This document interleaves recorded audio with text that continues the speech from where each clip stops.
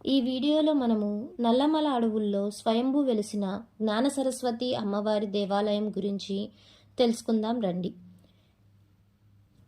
ఈ దేవాలయానికి వెళ్ళాలి అంటే ఆత్మకూరు నుండి 20 కిలోమీటర్లు, శ్రీశైలం నుండి 130 కిలోమీటర్లు, హైదరాబాద్ నుంచి 300 కిలోమీటర్లు, నంద్యాల నుండి 70 కిలోమీటర్లు, కర్నూలు నుండి 74 కిలోమీటర్లు.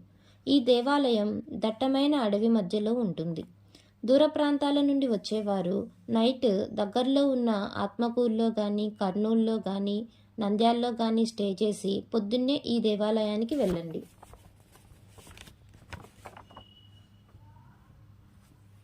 మేము ఈరోజు శ్రీశైలం నుండి ఈ దేవాలయానికి స్టార్ట్ అయ్యాము.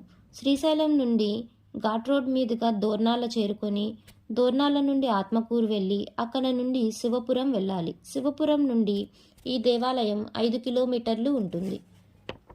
దోర్నాల నుండి ఆత్మకూరు వెళ్ళే రూటు దట్టమైన అడవి మధ్యలో మలుపులతోటి ఉంటుంది.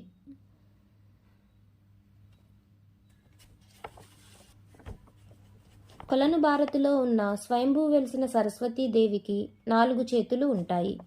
ఒక చేతిలో పుస్తకము, పాసము, అంకుశం, అభయహస్తం ఉంటాయి.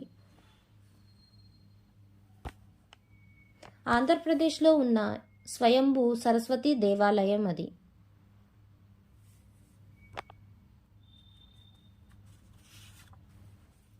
ఇప్పుడు మనం దోర్నాల చేరుకొని దోర్నాల నుండి దట్టమైన అడవి మధ్యలో ఆత్మకూరుకి వెళ్తున్నాం.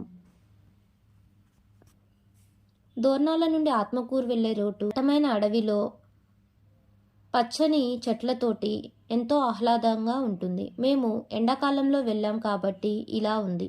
అలా కాకుండా మంచి సీజన్లో వెళ్తే పచ్చని చెట్లతోటి మలుపులతో కూడిన మార్గంతో ఈ ప్రయాణం అనేది ఎంతో ఆహ్లాదంగా ఉంటుంది.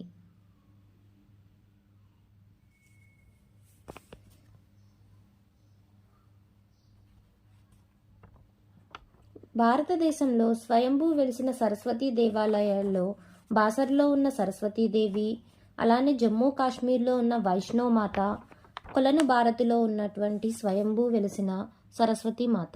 మనం ఆత్మకూరు చేరుకున్నాం. మేము ఆత్మకూరు నుండి శివపురం వెళ్ళే మార్గ మధ్యంలో మాకు మామిడి తోటలు కనిపించాయి. మేము ఇక్కడ కొన్ని మామిడి పళ్ళు తీసుకొని తిరిగి మా ప్రయాణాన్ని కొనసాగించాము. కొంత దూరం ప్రయాణించిన తర్వాత మనం శివపురం చేరుకున్నాం. శివపురం నుండి ఈ దేవాలయం 5 కిలోమీటర్లు ఉంటుంది. మార్గ మధ్యంలో మనకి చిన్న చిన్న తాండాలు, చిన్న చిన్న గ్రామాలు కనిపిస్తాయి.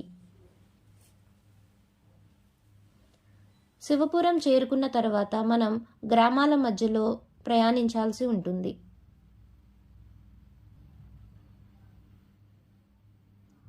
బాసర్లో ఉన్న సరస్వతీదేవి వీణతో ఉంటే కొలను భారతిలో ఉన్న సరస్వతీదేవి 4 చేతులతో ఉంటారు. మనకి కనిపిస్తున్న దేవాలయాలు సప్త ఋషులు ప్రతిష్ఠించిన సప్త శివాలయాలు. సప్త ఋషులు లోక కళ్యాణార్థం యాగం చేస్తున్నప్పుడు యాగం సఫలం అవ్వడానికి అమ్మవారిని ప్రార్థించారు. అప్పుడు అమ్మవారు బ్రహ్మలోకం వదిలి ఈ దేవాలయం ఉన్న స్థలంలో స్వయంభూ వెలిశారు. ఇక్కడ వర్షాకాలంలో మంచి వాటర్ ఫాల్స్ తోటి ఈ టెంపుల్ చాలా అందంగా ఉంటుంది.